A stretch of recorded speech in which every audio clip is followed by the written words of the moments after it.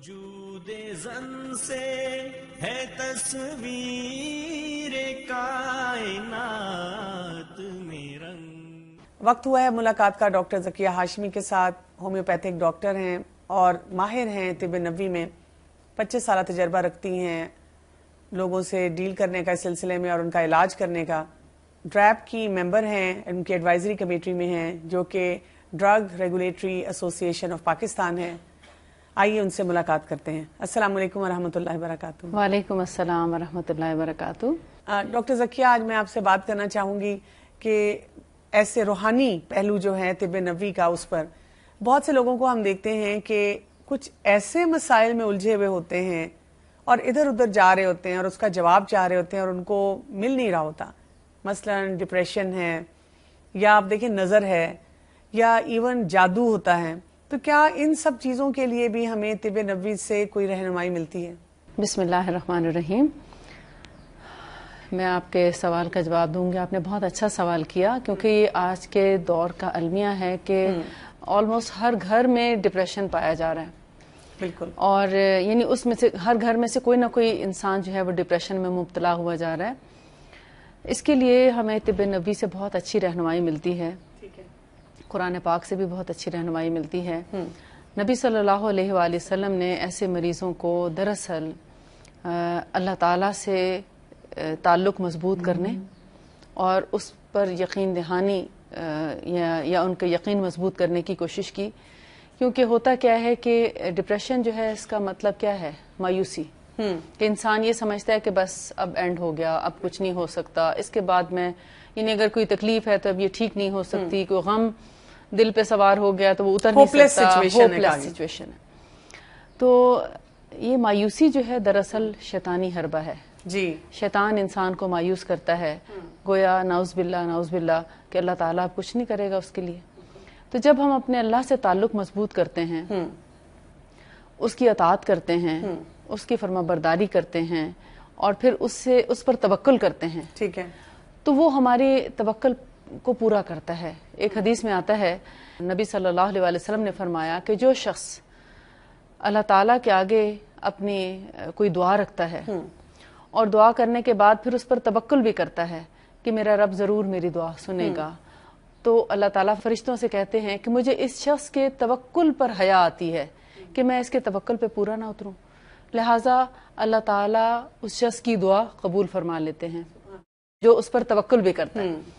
تو یہ چیز ہمیں بتاتی ہے کہ انسان کو کبھی مایوس نہیں ہونا چاہیے اللہ تعالیٰ پر. اگر اللہ تعالیٰ سے ہم نے دعا کی ہے اور اللہ تعالیٰ پر ہمیں پورا یقین ہے, ایمان ہے کہ وہ ہماری دعا سنتا ہے, اور قرآن پاک میں آتا ہے کہ میرا بندہ جب مجھ سے دعا مانگتا ہے تو اس کو بتا دو کہ میں تو اس کے شہ رگ سے بھی قریب ہوں.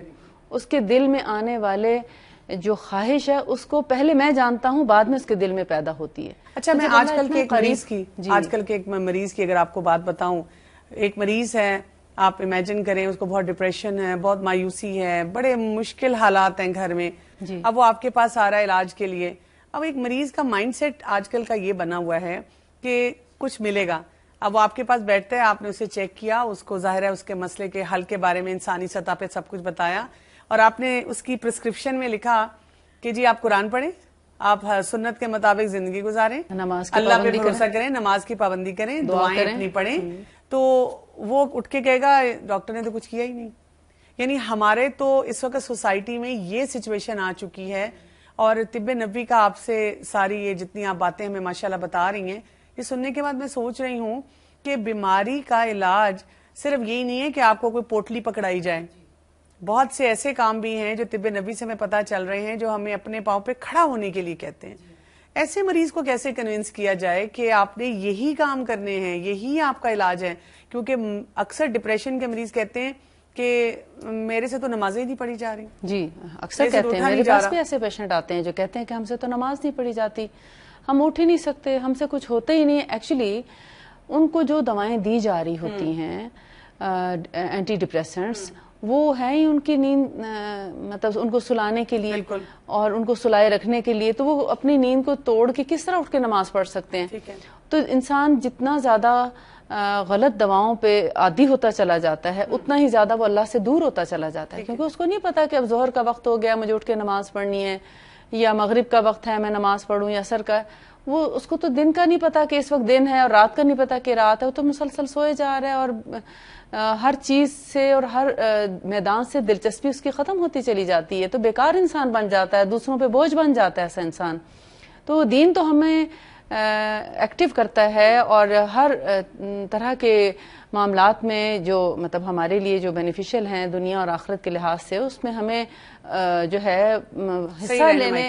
جی ہاں. ایک اور مریض ہے یہ جو ہمارے یہاں پہ ایک ہے کہ ذرا آپ کو پتا چلا کہ نظر لگی ہے، جی تو پہلا کام یہ ہوگا کالا دھاگا آ جائے گا، مرچیں آ جائیں گی وارنے کے لیے، ہرمل کی دھونی، یا جی بالکل وہ دھونی دینی ہے. اچھا، یا اس کے ساتھ ساتھ آپ دیکھیں وہ کالا مرغا، کالا بکرا. یہ لوگوں کو کیسے سمجھایا جائے کہ یہ طب نبوی سے کوئی بھی ان میں سے کسی دلیل کے ساتھ یہ پروون چیز نہیں ہے، اور جو کرنے والی چیزیں ہیں وہ ہم کرتے نہیں ہیں. اس پہ بھی پلیز ذرا ہماری رہنمائی کیجیے گا. ایسا ہے کہ ہمیں بحیثیت مسلمان ان چیزوں پہ فوکس کرنا چاہیے جو چیزیں اللہ تعالیٰ کے ذریعے ہمیں قرآن پاک سے پتہ چلتی ہیں، ٹھیک ہے، یا پھر نبی صلی اللہ علیہ وسلم کی سنت سے جن کا ہمیں پتہ چلتا ہے. ٹھیک. تبھی ہم صحیح مسلمان ہیں. جب ہم ان دو رہنمائیوں کو چھوڑ کر کسی تیسرے کی تلاش میں نکلتے ہیں تو ہم گمراہ ہوتے ہیں. بالکل صحیح. اور پھر ہم کبھی بھی سیدھے راستے پہ نہیں جا تو سکتے. کیا کریں؟ ایک بچوں کو بہت نظر لگتی ہے، تو آپ نے گھر بنایا نظر لگ گئی ہے، جاب اچھی شروع ہوئی نظر لگ گئی ہے، کیا کیا جائے؟ تو اس میں یہ ہے کہ سنت طریقہ ہے اس کا ٹھیک ہے، کہ جب آپ کسی اچھی چیز کو دیکھیں تو حکم ہے کہ اس کو کہیں ماشاء اللہ لا حول ولا قوت الا باللہ. ٹھیک ہے. اور نہیں تو ایک اور کلمہ بھی سکھایا ہے، تبارک اللہ، یا اللہم بارک فیہ، یا اللہم بارک علیکم، اللہم بارک علیہ. اس کا مطلب یہ ہے کہ اللہ تعالیٰ تمہیں اس میں اور برکت دے. لیکن اگر اگلے انسان نے پڑھا ہی نہیں ہے، وہ ہم نے اسے بتایا ہے، اگر اس نے نہیں پڑھا تو آپ خود سے پڑھ دیں. ٹھیک ہے. مثال کے طور پر کوئی ہمارے ہاں اب اس وقت رواج کیا ہے، کوئی نئی چیز، واو، کوئی خوبصورت چیز دیکھیں گے ماشاءاللہ نہیں کہیں گے، بالکل واو صحیح کریں گے، ہاں، ہائے، اور مطلب اس طرح کے الفاظ استعمال کرتے ہیں جو کہ سراسر شیطانی ہے. بالکل کیونکہ صحیح. یہ ایک دم سے شیطان ہمارے دل میں ڈالتا ہے کہ اس طرح سے بات کرو تاکہ دوسرے کا کام خراب ہو جائے. ٹھیک ہے. اسلام جو ہے بڑا پرامن اور پیسفل دین ہے. وہ جیسے اپنے ساتھ انسان اپنی خیرخواہی چاہتا ہے تو دین ہمیں یہی سکھاتا ہے کہ ہم دوسرے کے لیے بھی اتنی ہی خیرخواہی چاہیں. اور ہمارا ایمان اس وقت تک مکمل نہیں ہو سکتا جب تک ہم دوسرے کے لیے وہی چیز پسند نہ کرے جو ہم اپنے لیے پسند کریں. اس طرح آپ دیکھیں یہ کچھ ایپس وغیرہ بھی ہوتی ہیں فون پہ، یا کتابیں بھی مل جاتی ہیں جس میں نظر کے لگنے کی دعائیں بھی لکھی ہوتی ہیں کہ آپ یہ پڑھیں حفاظت کے لیے. تو وہ بھی پڑھنی چاہیے، ریگولر بیس پہ پڑھنی چاہیے، یا جب شک ہو یا لگے نظر لگ گئی ہے؟ جی، نظر کے کئی ایک علاج ہیں جس میں ایک تو یہ تو میں نے آپ کو فوری تدارک بتایا تھا کہ جیسے اگر نظر لگنے سے بچاؤ چاہتے ہیں نا، پریونشن ایک طرح کی نظر، اس کے بارے میں طب نبوی میں آتا ہے. میں آپ کو کتاب کا بھی بتاتی ہوں کہ جب کوئی شخص کسی چیز کو دیکھتا ہے اور اس کو فیل ہوتا ہے کہ اس سے نظر لگ جائے گی تو یہ الفاظ کہیں، تبارک اللہ یا اللہم بارک علیہ یا ماشاء اللہ. تو کیا ہوتا ہے کہ وہ جو نظر برحق ہے، آپ صلی اللہ علیہ وسلم نے فرمایا کہ العین حق، کہ نظر کا لگنا برحق ہے، اور اس کو ٹالنے کے لیے یا اس کو رفع دفع کرنے کے لیے اللہ ہی کا کلام جو ہے اس کو پڑھا جائے، ماشاء اللہ لا حول ولا قوت الا باللہ. جب کوئی شخص یہ کہہ دیتا ہے تو ادھر سے نظر چلتی ہے اس چیز کو بھسم کرنے کے لیے، یعنی ختم کرنے کے لیے، اور ادھر سے یہ اللہ کی کلام جب آتی ہے تو دونوں کا ٹکراؤ ہوتا ہے. ٹھیک ہے.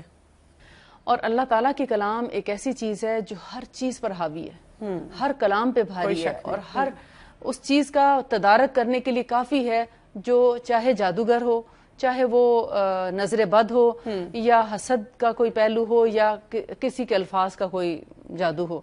تو ان سب کا توڑ کرنے کے لیے اللہ کا کلام بہت بہترین. اچھا، آپ نے یہ جادو کا بھی ذکر کیا. یہ آپ دیکھیں اس وقت ہمارے لیے اتنا بڑا مسئلہ بنا ہوا ہے.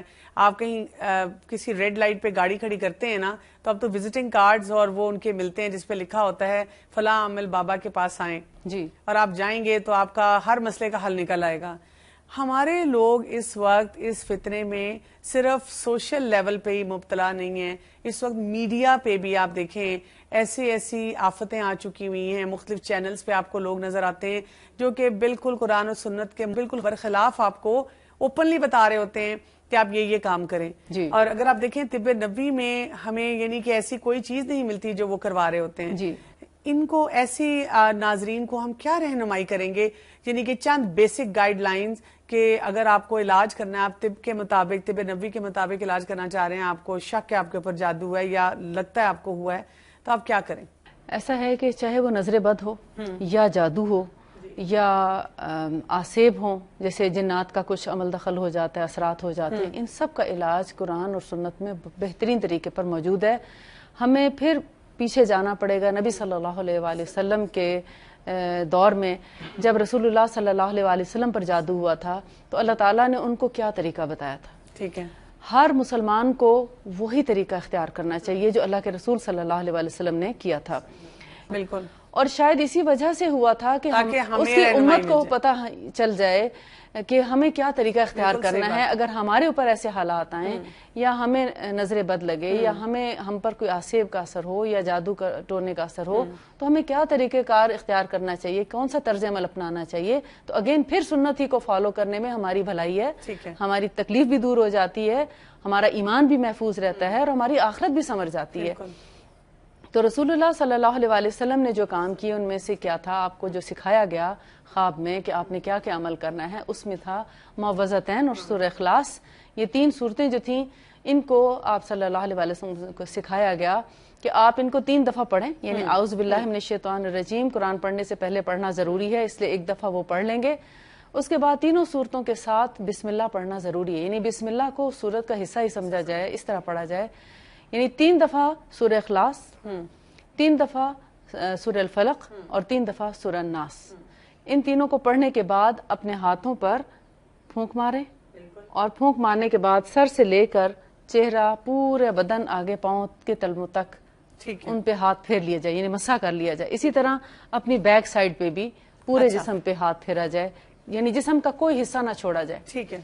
یہ رسول اللہ صلی اللہ علیہ وسلم کو طریقہ سکھایا گیا تھا اور یعنی خواب میں ان کو فرشتوں نے کر کے دکھایا کہ اس طریقے سے آپ کریں تو آپ کے اوپر سے تمام اثرات جو ہیں وہ دھل جائیں گے. ٹھیک ہے. تو یہ ایک بہترین طریقہ ہے.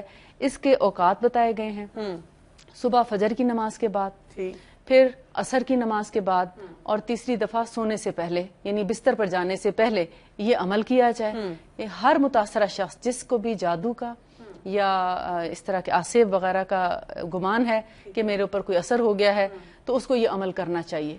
دوسرا ایک اور چیز جو نبی صلی اللہ علیہ وآلہ وسلم پر حضرت جبرائیل علیہ السلام نے دم کیا تھا، جسے دم جبرائیل کے نام سے بھی جانا جاتا ہے، اور وہ دم ہے، میں ایک دفعہ الفاظ کہہ دیتی ہوں لیکن آپ کو یہ سب دم، دعائیں اور رقیہ، یہ سب جو ہیں آپ کو ایسی کتابوں سے مل سکتے ہیں جو اسلامک بک شاپس ہوں جہاں پر اوتھینٹک احادیث کے ساتھ یہ کتابیں لکھی گئی ہوں، یا طب نبی کی اوتھینٹک بک لے لیں جن میں حوالہ جات ہیں، جیسے امام ابن القیم الجوزی کی لکھی بک ہے، اس میں بہت اچھے طریقے سے ڈپریشن کا بھی علاج ہے، اس میں جادو کا علاج بھی، اس کی دعائیں سب لکھی ہوئی ہیں، تو ان سے ہمیں رہنمائی لینی چاہیے. اس کے اندر دم جبرائیل جو ہے اس میں ہے بسم اللہ ارقیک من کل شیء یؤذیک من شر کل نفس او عین حاسد اللہ یشفیک بسم اللہ ارقیک. یہ وہ دم ہے جو حدیث قدسی میں آتا ہے. اللہ تعالیٰ نے حضرت جبرائیل علیہ السلام کو سکھا کر بھیجا، اور پھر حضرت جبرائیل علیہ السلام نے جب نبی صلی اللہ علیہ وآلہ وسلم پر جادو کا اثر تھا تو انہوں نے ان پر دم کیا جس سے وہ شفا پا گئے. اور دوسرا دم وہ سکھایا جو انہوں نے خود اپنے اوپر کرنا تھا. یعنی پہلے آپ جیسے کوئی ایک مریض ہے گھر میں تو اس کو چاہیے کہ گھر والے اس کی مدد کریں، اس پر دم کریں. اور رسول اللہ صلی اللہ علیہ وآلہ وسلم جب کسی بیمار کی عیادت کو تشریف لے جاتے تھے تو آپ صلی اللہ علیہ وآلہ وسلم یہی دم پڑھ کر اس کے جسم پر سر سے لے کر ہاتھ پیر تک ہاتھ پھیرا کرتے تھے. تو ہمیں بھی جب ہم کسی بیمار کی عیادت کے لیے جائیں تو ہم صرف زبانی دعا نہ دیں، بلکہ اگر آپ سمجھتے ہیں پھولوں کا بوکے لے جانا اور کوئی کیک لے جانا، یہ سب یہ مغربی تہذیب سے تو ہم نے سیکھ لیا، بالکل صحیح لیکن بات ہے۔ ہمیں یہ نہیں پتا کہ ہمارے رسول صلی اللہ علیہ وسلم جو ہیں وہ کسی بیمار کی عیادت کے لیے جب تشریف لے جاتے تھے تو وہ سنت طریقہ کون سا ہے۔ یا دیکھیں مائیں کیا کرتی ہیں کہ اپنے بچوں کو پوئم سکھا رہی ہیں اور ویسی چیزیں سکھا کے کتنی خوش ہو رہی ہیں۔ اگر ہم گھر میں اپنے بچوں کو شروع سے عادت ڈالیں، موعظتین سکھا دیں اور اس طرح سے نظر کی دعائیں سکھا دیں اور جادو کے لیے دم اس طرح سکھا دیں، تو ہمارے بچوں کو بچپن سے شروع سے یہ پتا ہوگا، ایک قسم کی ان کی تربیت ہو جائے گی کہ یہ چیزوں کو ہم نے اپنی زندگی میں لے کے آنا ہے۔ بالکل صحیح۔ اور وہ اس کو اختیار کریں گے صحیح طرح سے نا۔ جی ہاں، تو یہ بہترین طریقہ ہے ان بیماریوں سے بچنے کا۔ کچھ طب نبوی میں کھانے پینے کی بھی ایسی چیزیں ہیں جو کہ جادو یا نظر یا اس کے لیے یہی میں بتانا چاہ رہی تھی کہ نبی صلی اللہ علیہ وسلم نے 7 اجوا کھجوریں جادو سے متاثرہ شخص کو کھلانے کے لیے، جادو کی وجہ سے جو شخص بیمار ہو اس کو صبح سویرے 7 اجوا کھجوریں کھانے کا اور حکم اب دیا۔ دیکھیں یہ ایسی چیز ہے کہ کئی دفعہ اگر کسی کو شک ہو کہ شک ہے نا، جی مجھے لگتا ہے مجھ پہ جادو ہے، تو اگر آپ نے 7 اجوا کھجوریں کھا بھی لیں تو کوئی ایسا سائیڈ افیکٹ نہیں آپ کو ہونے لگا، اگر فرض کریں جادو نہیں تھا اور آپ نے پھر بھی لے لی۔ بالکل کوئی نقصان دہ پہلو نہیں ہے۔ تو صبح سویرے 7 دانے جو ہیں اجوا کے کھانے سے اگر آپ سمجھتے ہیں کہ آپ کا وہ دن باقی دنوں سے بہت اچھا گزرا ہے تو اٹ مینز کہ اثر ہو سکتا تھا، تو اللہ کے فضل سے وہ دور ہو گیا، لیکن آپ نے فرمایا کہ یہ صرف ایک دن کے لیے کافی ہوگا۔ اچھا جی، یعنی اس کو روزانہ کھانی پڑے گی جب تک اس کو اثر لگ رہا ہے، جب تک اثر ہے۔ ٹھیک ہے۔ اس طرح یہ کہ اس کھجور کے کھانے سے آپ اس قابل ہو جاتے ہیں کہ آپ اپنے اوپر دم کر سکیں یا کوئی دم آپ پر اثر کر سکے۔ بہت بہت شکریہ آپ کا۔ آج ہم نے طب نبوی میں سے روحانی علاج کے بارے میں جانا، اور میری آپ سب ناظرین کو خاص طور پہ اس کے بارے میں کہنا چاہوں گی، یہ ایک خاص میری ریکویسٹ ہوگی آپ سب سے کہ ادھر ادھر دیکھنے کی بجائے اگر آپ قرآن اور سنت کی روشنی میں ہی ان چیزوں کا علاج کریں تو آپ دیکھیں گے کہ آپ اضافی جو پریشانیاں آپ کی زندگی میں آتی ہیں اس سے بھی بچ سکیں گے۔ ناظرین ملتے ہیں بریک کے بعد۔